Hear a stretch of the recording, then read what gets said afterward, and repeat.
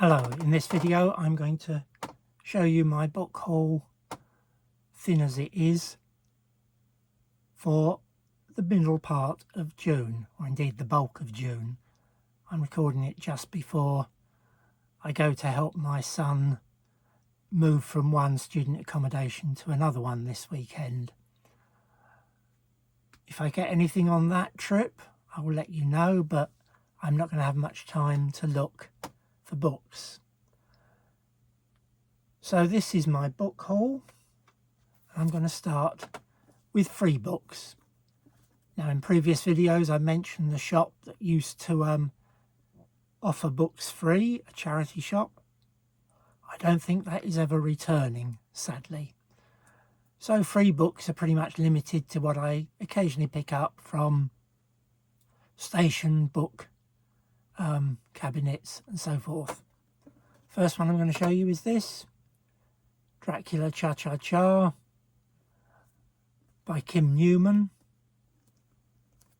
Not a series I really know anything about. I've not read any of them. This was in nice condition. A little bit of wear on the edges. Just trying to check if it's a first printing, which it is, so it's a first printing. So I thought that was well worth picking up free. The other free book, I was in two minds whether to pick up, but I did. Because one of the stations I checked had about 6 or 7 boxes, so I thought I was helping to clear them down slightly. It's The Amulet of Samarkand by Jonathan Stroud. There was no dust jacket, so I would never normally have considered this, but it is signed.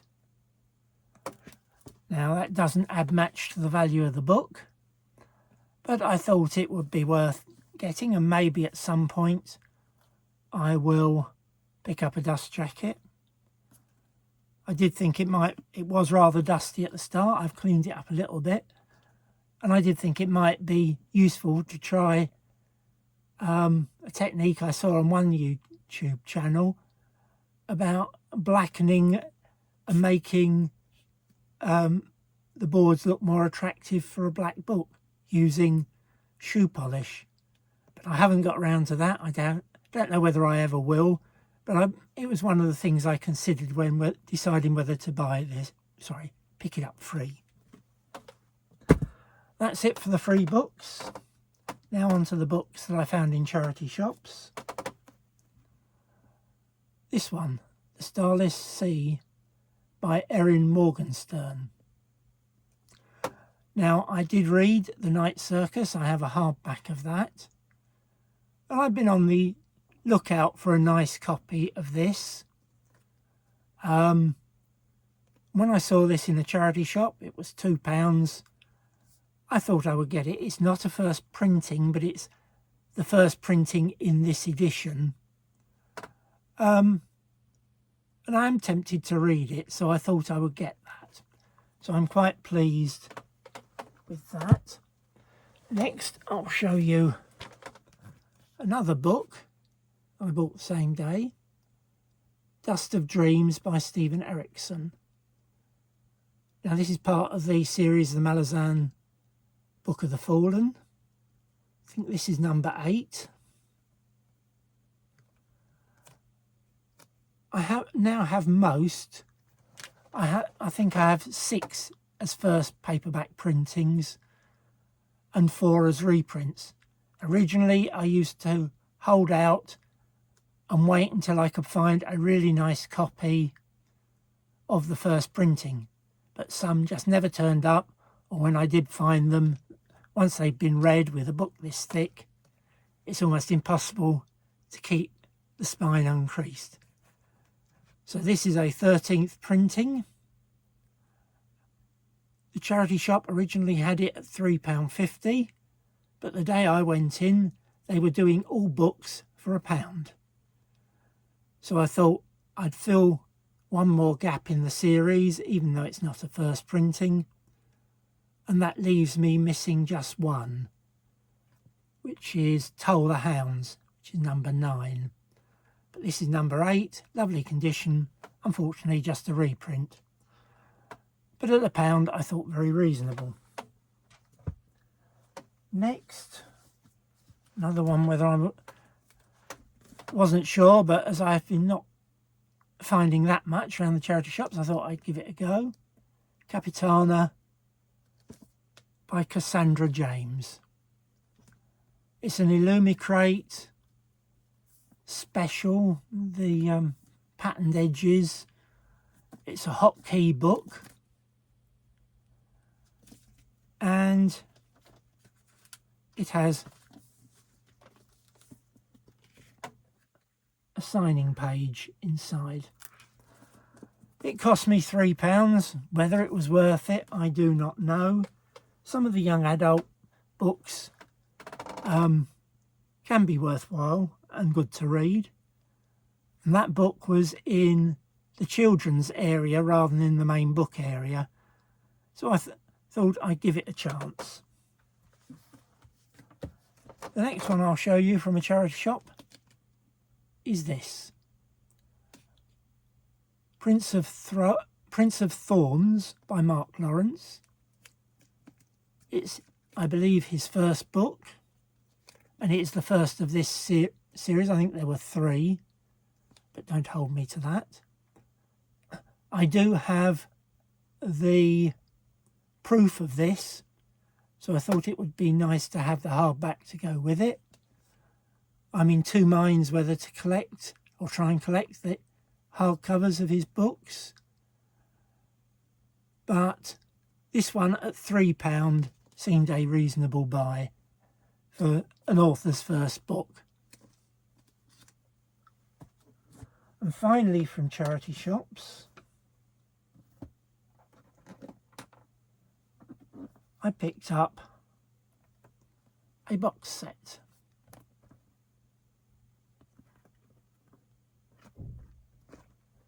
It's now in quite nice condition, but when I picked it up it was extremely grubby. I don't know whether you can see, but that's the amount of dirt I took off of it wiping it, and it had an extremely stubborn label that took me about 15 minutes to get off, but eventually I managed it. It only had 2 of the 3 books, so I'll show you those. That is book 2. The covers are lovely, but there is a slight or a light spine crease on this one. And book 3, again lovely covers, but slightly more obvious spine crease. These are both reprints, I think from 1974 if I remember correctly. Oh, this one's 75. Original publication was 74. So I got this. I took the view that even if I couldn't find the correct reprint to slot in, I did have a copy of the 3 books, which I'll show you now. Slightly darker, slightly showing their age a bit more, but these are first printings. Again, all with nice clean covers.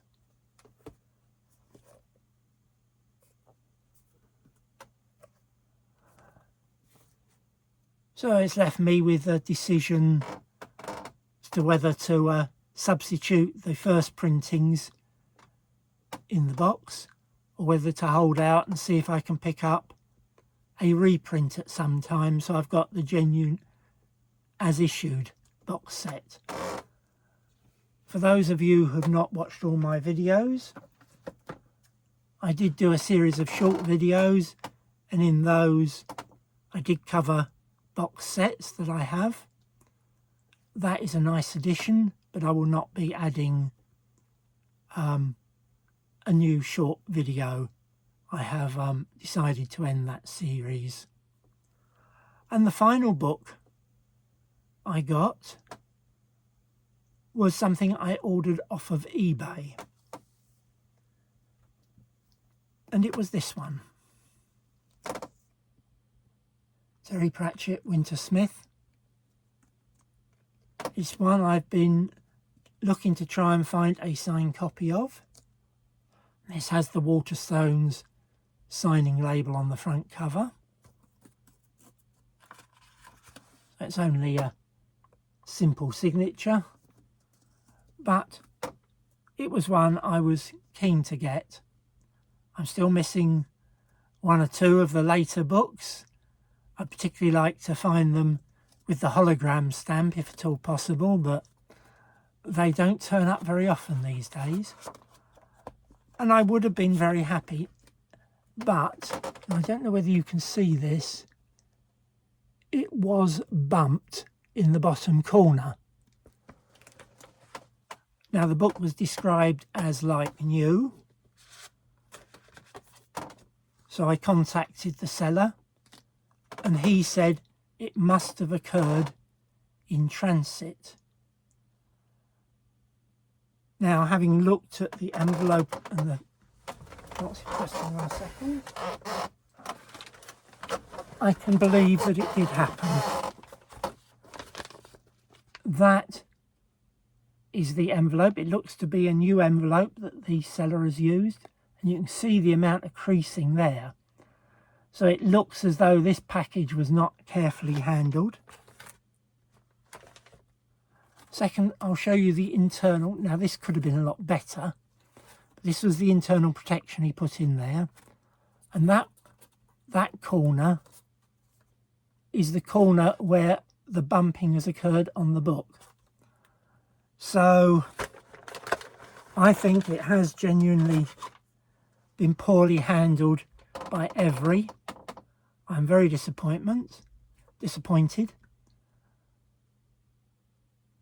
because I'm happy to get it, and I did get it for slightly less than my maximum bid, so I'm not totally disappointed, but I am aggravated when people use couriers who don't take decent care of the parcels they're entrusted with. Whether I should blame the seller for not protecting it more thoroughly, or whether I should blame the courier or eBay for using them, I don't know. I'm in two minds whether to complain to eBay. I have reflected my thoughts in the feedback I've left. What do you think? As I say, it's one I wanted. I will keep it, but instead of being really happy, I'm not upset, but it irritates me. Anyway, enough for that. If you haven't done so already, please subscribe, and if you wish to, please leave comments. Thank you very much. That's all. Oh, by the way, I will probably release a video I recorded previously the same weekend as I release this, rather than spreading all my videos out. Thank you. That's all.